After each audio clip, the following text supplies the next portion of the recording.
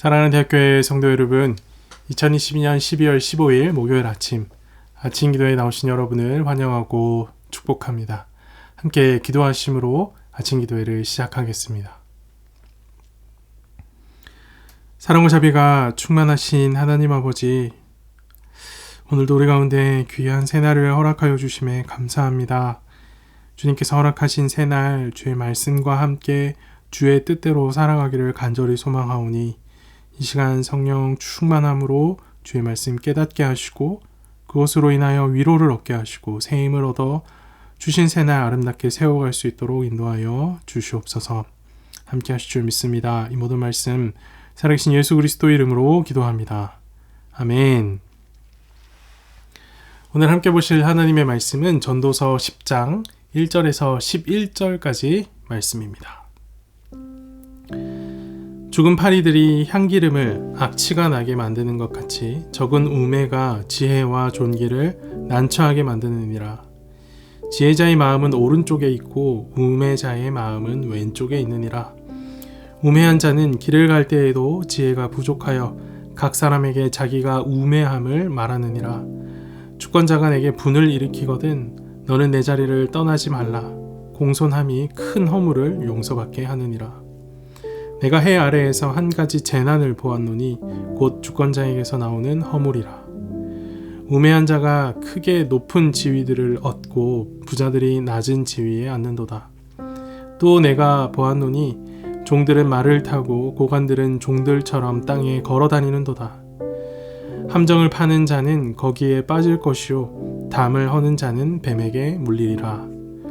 돌들을 떠내는 자는 그로 말미암아 상할 것이요 나무들을 쪼개는 자는 그로 말미암아 위험을 당하리라. 철 연장이 무디어졌는데도 나를 갈지 아니하면 힘이 더 드느니라.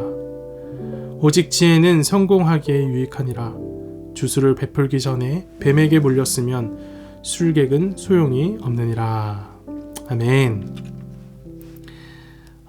지혜와 우매의 경계선은 선명하지 않습니다. 지혜 가운데 우매함이 있을 수 있고 우매 가운데 지혜가 있을 수 있습니다. 안타까운 것은 아무리 많은 지혜가 있다라고 하더라도 적은 우매로 인해 쉽게 무너진다라는 사실입니다. 오늘 본문 1절 말씀 보십시오. 죽은 파리들이 향기름을 악취가 나게 만드는 것 같이 적은 우매가 지혜와 존귀를 난처하게 만드느니라. 죽은 파리들이 향기름을 악취나게 만든다라고 합니다. 아주 작은 것들이 향기름이라는 이 향이 나는 기름, 좋은 향이라는 본질을 바꾸어 버린다라는 말입니다. 이처럼 우매의 힘은 생각보다 강력합니다. 아주 작은 양으로도 지혜와 존귀가 쌓아온 것들을 변질시키기 때문입니다. 그럼 이 아주 작은 양의 우매는 과연 어디에서 시작되는 것일까요? 2절 말씀 보십시오. 지혜자의 마음은 오른쪽에 있고 우매자의 마음은 왼쪽에 있느니라. 이 말씀은 마음의 위치를 말하는 것이 아니라 마음이 어디를 향하고 있는가 그 방향을 말하는 겁니다. 지혜와 우매는 그간 쌓아온 지식, 연륜, 경험으로 판가름 나는 것이 아니라 마음의 방향으로 인해 결정되는 겁니다. 3절 말씀 보십시오. 우매한 자는 길을 갈 때에도 지혜가 부족하여 각 사람에게 자기가 우매함을 말하느니라. 우매한 자는 자신의 우매함을 숨기지를 못합니다. 그 이유가 무엇입니까? 3절이 말하기를 지혜가 부족하기 때문이다 라고 말합니다. 그러면 지혜가 많으면 우매를 감출 수 있을까요? 우리가 이미 2절에서 확인했던 것처럼 지혜가 아무리 많더라도 내 마음의 상태가 달라진다면 그것조차 우매를 감출 수 있을 만큼 충분한 지혜로서의 역할을 감당하지 못하는 겁니다. 지혜와 우매는 마음의 생각이 결정하며 한 끗 차이입니다. 한 끗 차이. 더욱 흥미로운 것은 지혜와 우매가 가져다주는 결과에 있습니다. 4절부터 7절까지 말씀을 보십시오. 주권자가 내게 분을 일으키거든 너는 내 자리를 떠나지 말라. 공손함이 큰 허물을 용서받게 하느니라. 내가 해 아래에서 한 가지 재난을 보았노니 곧 주권자에게서 나오는 허물이라. 우매한 자가 크게 높은 지위들을 얻고 부자들이 낮은 지위에 앉는도다. 또 내가 보았노니 종들은 말을 타고 고관들은 종들처럼 땅에 걸어다니는도다. 이 세상은 지혜를 기준으로 운영되지 않습니다. 나라를 다스리는 주권자에게도 분통이 터질 만한 허물이 있습니다. 전도서 저자가 보기에는 재난과 같은 일이지만 세상은 그런 지도자의 허물에도 불구하고 아랑곳하지 않고 운영되어져 갑니다. 지혜 있는 자가 높은 지위를 얻는 것이 아니고 고관이라고 하여서 다 지혜 있는 것 또한 아닙니다. 진짜 지혜는 지혜를 기준으로 모든 것이 운영되지 않는다라는 사실을 아는 겁니다. 그러니 지혜롭다고 그렇지 못한 상황 가운데 함부로 화를 드러내지 말아야 합니다. 인간에게서 나온 지혜, 인간이 만들어낸 지혜, 인간들이 이야기하는 지혜는 절대 만병통치약이 아닙니다. 8절 9절 말씀을 보십시오. 함정을 파는 자는 거기에 빠질 것이요 담을 허는 자는 뱀에게 물리리라. 돌들을 떠내는 자는 그로 말미암아 상할 것이요 나무들을 쪼개는 자는 그로 말미암아 위험을 당하리라.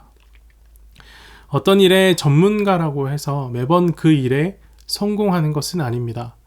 함정을 파는 일에 전문가인 사람이 있다고 생각해 봅시다. 근데 그 사람이 함정을 파다가 자신이 파놓은 함정에 빠지게 되는 일이 있을 수 있습니다. 담을 허물다가도 예상치 못하게 뱀에게 물리는 일을 경험할 수 있습니다. 돌을 떼어내다가도 그 돌에 맞기도 하고 나무를 쪼개다가다 나무의 파편에 맞아 다칠 수도 있습니다. 아무리 전문가다, 지혜롭다 하더라도 그 지혜가 아무런 사고와 무조건적인 형통을 보장하는 것은 아닌 겁니다. 그렇다면 지혜는 쓸모가 없는 것일까요? 전도서 저자는 지혜 무용론을 펼치는 것일까요? 그렇진 않습니다. 10절 말씀 보십시오. 철 연장이 무뎌졌는데도 나를 갈지 아니하면 힘이 더 드느니라. 오직 지혜는 성공하기에 유익하니라. 무딘 칼날로 무엇인가를 배려한다라는 것은 어리석은 짓입니다. 힘만 들고 결과는 좋지 않을 것이기 때문이죠.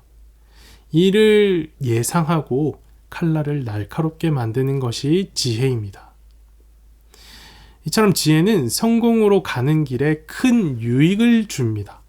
하지만 성공 자체를 보장하지는 않습니다. 11절 말씀 보십시오. 주술을 베풀기 전에 뱀에게 물렸으면 술객은 소용이 없느니라. 고대 팔레스타인에서 주술사는 뱀을 전문적으로 다루는 사람이었다라고 합니다. 당시 뱀을 다루는 것에 있어서 최고의 지식과 지혜를 이 주술사가 가졌다라고 할 수 있는 것이죠. 하지만 그런 사람도 뱀에게 물리게 되면 그가 그간 지혜로 쌓아왔던 모든 것이 한순간에 물거품이 되고 마는 겁니다. 뱀을 통제하고 다루는 것으로 자신의 지혜를 증명하던 주술사는 뱀에 물리는 순간 직업 능력에 대한 신뢰를 완전히 잃어버리게 되는 것이기 때문입니다. 오늘 본문은 인간의 지혜가 우매와 얼마나 가까이 있는지, 또 인간의 지혜가 얼마나 얄팍하고 연약한지를 잘 보여줍니다. 마음의 결정에 따라 공들여 쌓아온 지혜가 모두 수포로 돌아간다는 것도 이야기합니다. 지혜가 성공의 유익이 되기는 하지만 결코 성공을 보장하지는 않는다라는 사실도 말합니다. 왜 그렇습니까? 왜 인간이 말하는 지혜 가운데는 이런 얄팍함, 아쉬움, 불완전성이 있을 수밖에 없습니까? 인간의 인식에 한계가 있듯이 인간 인식 속에서 나오는 지혜도 뚜렷한 한계를 가지기 때문입니다. 그렇기에 인간의 지혜를 변하지 않는 진리처럼 받드는 것은 너무 어리석은 짓입니다. 그럼 어떻게 해야 할까요? 우매한 인생을 살다 허무하게 사라져야만 하는 것일까요? 결국 인간은 허무한 존재에 불과한 것일까요? 이 모든 절규에 답을 허락하신 분이 계십니다. 인간의 힘으로는 절대 도달할 수 없는 진정한 지혜, 인간의 지혜로선 도저히 해결할 수 없는 존재의 문제를 해결하신 분이 이 땅에 오셨습니다. 죄와 사망으로 죽어 마땅한 우리에게 복음으로 오신 분 예수 그리스도이십니다. 우리는 이 땅에 오신 예수님을 기억하고 감사하는 성탄절을 기다리고 있습니다. 예수님은 추운 겨울 우리 마음을 따뜻하게 녹여주시는 빛 정도로 오신 분이 아닙니다. 인간의 무지와 한계를 넘어선 진리를 가르쳐 주시고 인간 존재의 진정한 의미를 밝히시는 빛으로 이 땅에 오신 분입니다. 인간의 유한함과 참 지혜 되신 예수님을 깊게 묵상함으로 성탄의 기쁨을 더욱 크게 누리는 대학교의 성도들이 되기를 간절히 소망합니다. 함께 기도합시다. 살아계셔서 역사하시는 하나님 아버지, 오늘도 우리 가운데 주의 말씀을 허락하여 주셔서 참된 지혜가 무엇인지, 그 지혜는 우리 가운데 무엇을 가르쳐 주고 있고 어떤 한계를 뛰어넘게 하는지 분명하게 깨닫게 하여 주심에 감사합니다.